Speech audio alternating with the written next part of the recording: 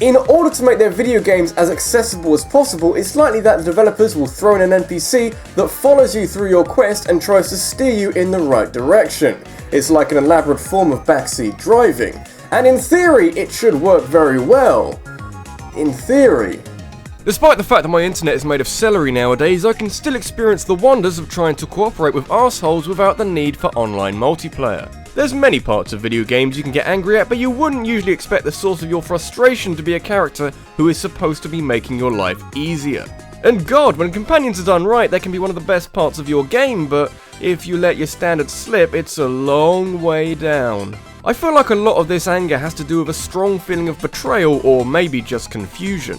Hating someone who is on your side and trying to help you achieve your goals isn't particularly natural, but if they aren't doing their job properly, you can't help but compare them to some of the really good companions out there and how good they could or maybe even should have been. I mean, just stay out of my way, keep the chat to only important shit, and if you can, try not to have a health bar. It can't be that hard, surely.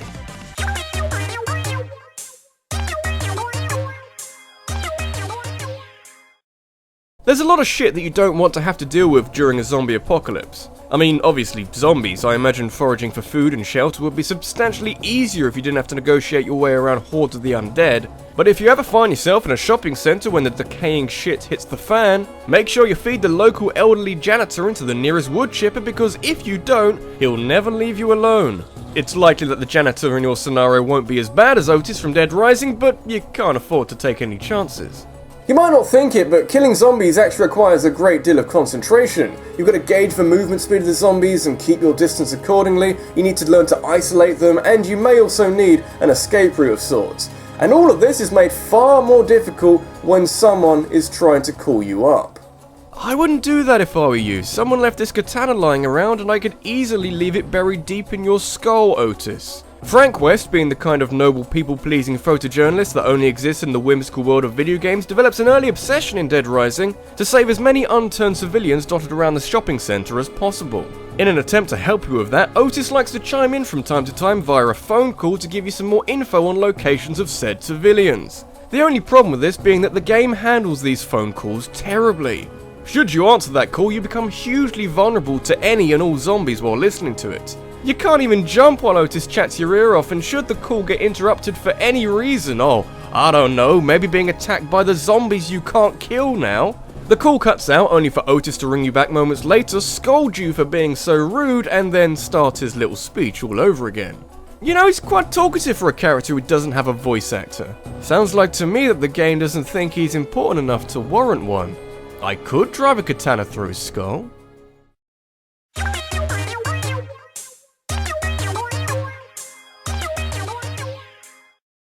When you've been around a while doing the same kind of task despite aesthetic and cultural changes, patterns start to emerge. For instance, it would appear that Link of Legend of Zelda fame can't go through a quest without the aid of at least one companion.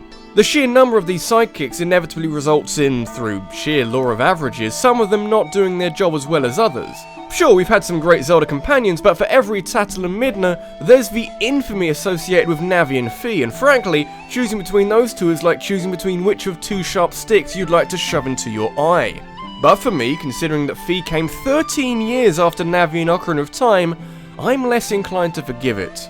Navi was annoying, but there was genuine attempt to help Link, and the incessant "hey listen" was a simple extension of this. If anything, she was too keen to help. Fi went in a different direction, the idea being that if you have enough information thrown your way, some of it might be useful to you. Both characters fall into the trap of stating the blindingly obvious, but with Fi, it feels exponentially more condescending. I know Link in this game is starting the legend, but it's more than likely that the person playing it has at least a bit of experience with the series and won't need their hand held all the way through the game like this. It's like you're not allowed to think or make mistakes. You make a companion that works for the lowest possible common denominator, and while everyone else will be infuriated by it, they'll never end up lost. Fi as a character kind of works within the frame of master and servant, but it's almost like the gameplay didn't get the same memo. I feel like Fi would have been far more tolerable if she didn't interrupt the game as often. Even Navi didn't do it that often. So I feel if you make her advice optional and maybe hidden behind a menu, it becomes a lot easier to deal with. It might even make her seem more mechanical, and that is hardly a bad thing.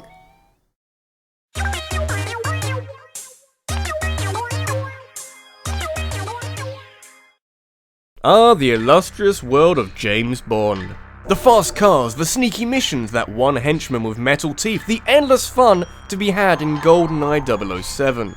Oh yeah, it's all coming back to me now, that damn level at the start, the brilliant multiplayer, the horrors of Aztec on 00 Agent, the waking nightmare of trying to escort Natalia. Nope, don't take me back, I'm not doing this again, I've paid my debt. James Bond is a pretty charismatic guy and Natalia Simonova is a pretty smart computer programmer, so how did we end up in this situation? I've beaten my fair share of escort missions, but good god, the second part of the 5th mission in that Siberian bunker is some nasty shit. Natalia is one of the slowest moving, most vulnerable companions I've ever seen in a video game, and when one of your main objectives is to have her not filled with bullets, it's not the easiest task in the game.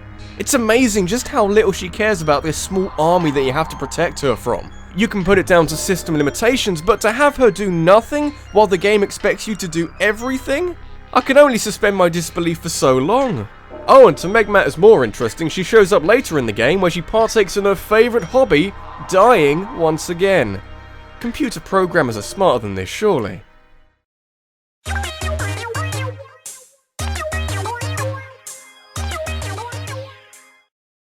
I've got quite a lot of tolerance for bad voice acting, and in some cases it can actually benefit the game. I'd say the first Resident Evil game becomes more otherworldly and bizarre due to the delivery of some lines, but for most cases it is a constant battle to put the bad voice acting at the back of your mind, and that is quite hard. Tempted to say that I miss games of bad voice acting, but as video games started to be treated more seriously, people started hiring professionals to voice characters. So it's a dying art really, bad voice acting, but sometimes it isn't an art and more like the application of a power drill to your inner ear.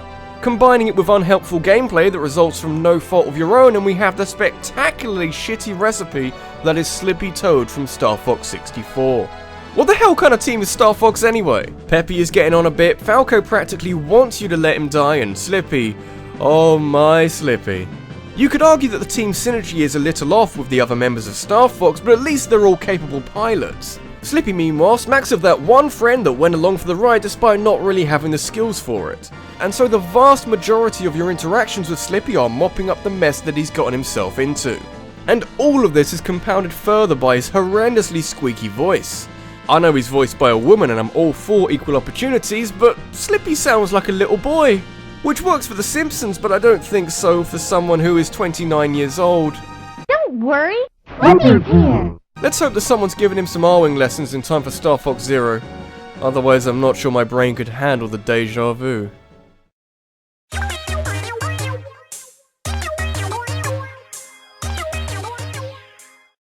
It's important for video game companions to help rather than hinder the protagonist, and I think you can say with some certainty that the 5 featured on here are quite good at the latter. Which is a shame really, because you don't have to have a companion for your game to be good.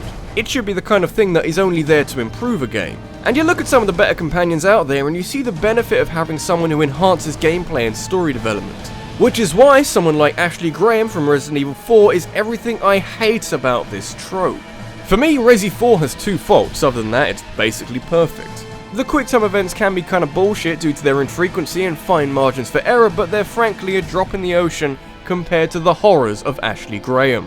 And it's weird actually, because everything in Resi 4 bar Ashley is thought out so well and polished to such a ridiculous degree that something as hideously cancerous as this sticks out very far.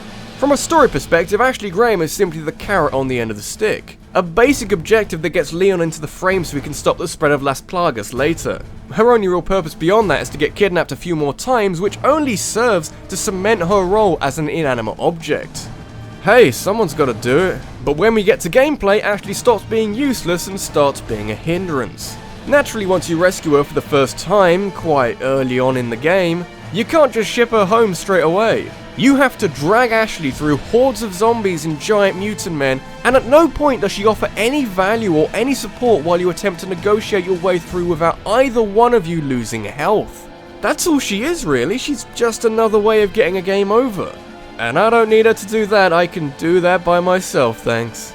This has been RabbidLuigi, and the way that Ashley is used in this game doesn't make a lot of sense, but it makes even less sense when you think how a normal human being would react. You could understand that being the daughter of the president, she would lead a bit of a sheltered life, but not to such an extent that she breaks down every time she sees any danger of any sort. That is maybe the weirdest thing in this game.